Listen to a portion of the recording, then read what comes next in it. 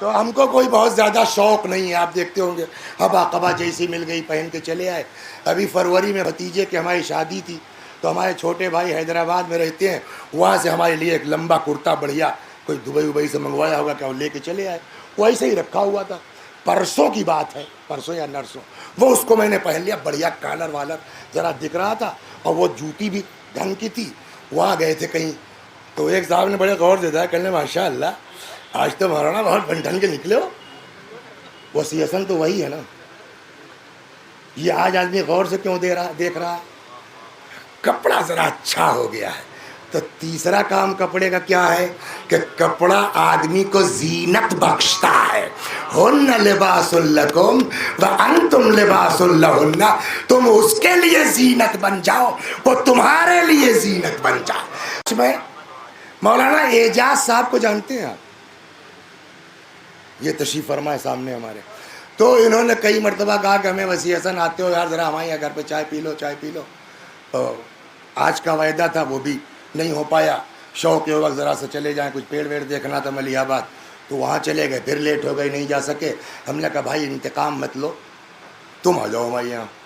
اتفاق سے گزر رہے تھے، یہ فیض آباد پہنچ گئے، اور فیض آباد پہنچنے کے بعد اب ان کو کیا پتہ، انہوں نے بیل بجائی، تو وہ بھتیجا میرے ساتھ رہتا ہے، اس نے جا کے دروازہ کھولا، سامنے ہی جو ہے وہ مہمان خانہ بٹھلا دیا، اہلیہ ان کی ساتھ، ان کا تشریف لے جائیے۔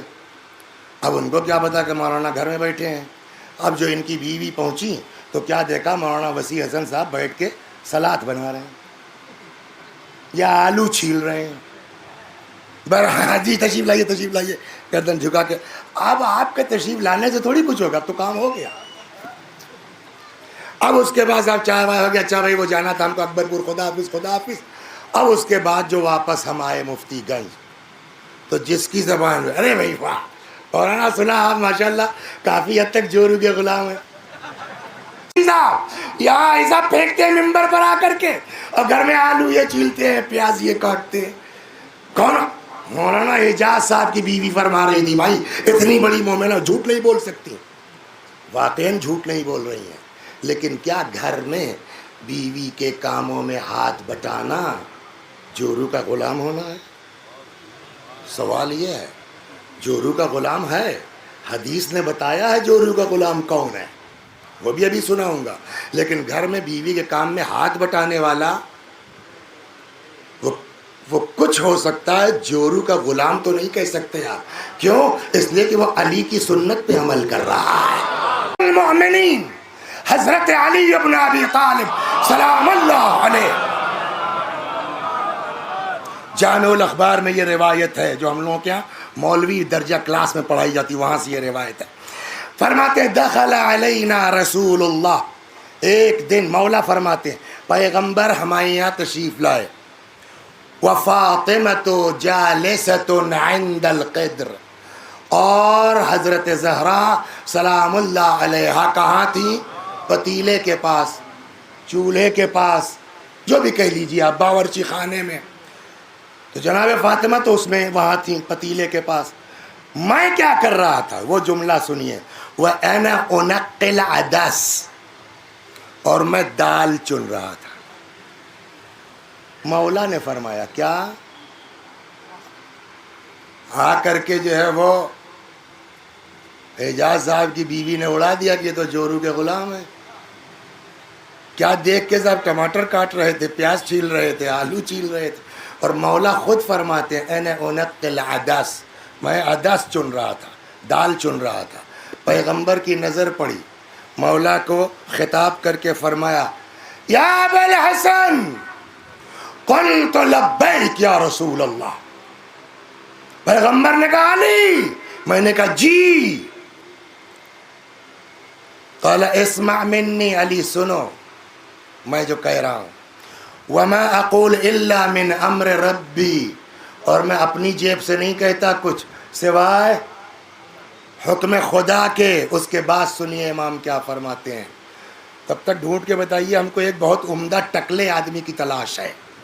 صلوات برہا ڈھونڈیے، پھر اشارہ کیجیے گا، نہیں ملتا تو میں خود ہوں، ہو جائے گا کام۔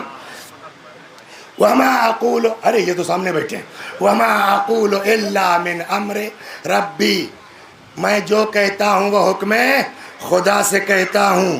کیا اے علی سنو کیا فرمایا پیغمبر نے. ما من رجل جو بھی شخص یعین امرأتہ فی بیتہا جو بھی بیوی کے گھر میں بیوی کے کاموں میں ہاتھ بٹائے. الا کان لہ بکل شعرۃ علی بدنہ. اجر کیا ہے یہ دیکھیے. سب سے کم بال مجمع میں ان کے سر میں ہے. کوئی گن سکتا ہے جتنے بال ہیں؟ تو جب ہم جیسے ٹکلوں کا نہیں گن سکتے تو ان کا بال کہاں سے گن پائیے گا. پیغمبر نے فرمایا علی سنو جو بھی شخص گھر میں اپنی بیوی کے کاموں میں ہاتھ بٹاتا ہے جتنا اس کے جسم پہ بال ہے اس کی گنتی کے مطابق اتنے برس کی عبادت کا ثواب اس شوہر کے اکاؤنٹ میں لکھا جائے گا. اب بھی وہ ہے جورو کا غلام. نے کہا یا علی لا یخدم العیال. عیال کے کام نہیں آ سکتا کوئی. بچوں کی خدمت نہیں کر سکتا کوئی. بیوی کی خدمت نہیں کر سکتا کوئی. الا صدیق او شہید. یا تو وہ بیوی کا ساتھ دے گا کاموں میں جس کا مرتبہ صدیق کی طرح ہوگا یا شہیدوں کے برابر ہوگا. یا رجل یرید اللہ بہ خیر الدنیا والآخرہ. یا وہ گھر میں بیوی کے کاموں میں ہاتھ بٹائے گا جس کے لیے اللہ نے دنیا و آخرت میں خیر طے کر رکھا ہو. آپ کے لیے خیر طے ہی نہیں کیا اللہ نے تو آپ کیا کیجئے گا گھر میں بیوی کے ساتھ کام. علی من اطاع امرأتہ اکبہ اللہ عز وجل علی وجہہ فی النار.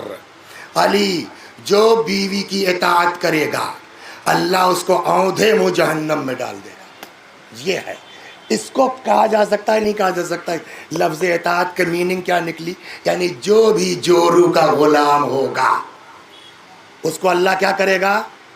اکبہ اللہ علی وجہہ فی النار. اوندھے میں اس کو جہنم میں. مولا کو اللہ جو ہے وہ جزا دے. مولا نے صاف کر دیا یا رسول اللہ یہ جورو کا غلام ہے کون؟ مطیع. کون ہے اطاعت کرنے والا؟ قال علی. مولا نے سوال کیا وما تلک الطاعہ. یا رسول اللہ وہ اطاعت کیا ہے جو آپ نے فرمایا اگر کوئی بیوی کی اطاعت کرتا اللہ اس کو اوندھے منہ جہنم میں ڈال دے گا. یہ اطاعت کیا ہے؟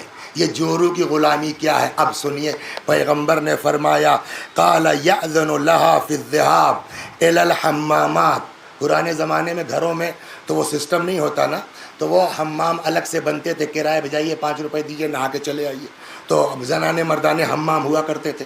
قدیم زمانوں میں لکھنؤ میں بھی رہا ہوگا بمبئی میں تو میں نے دیکھا اس طرح کرایہ کا حمام.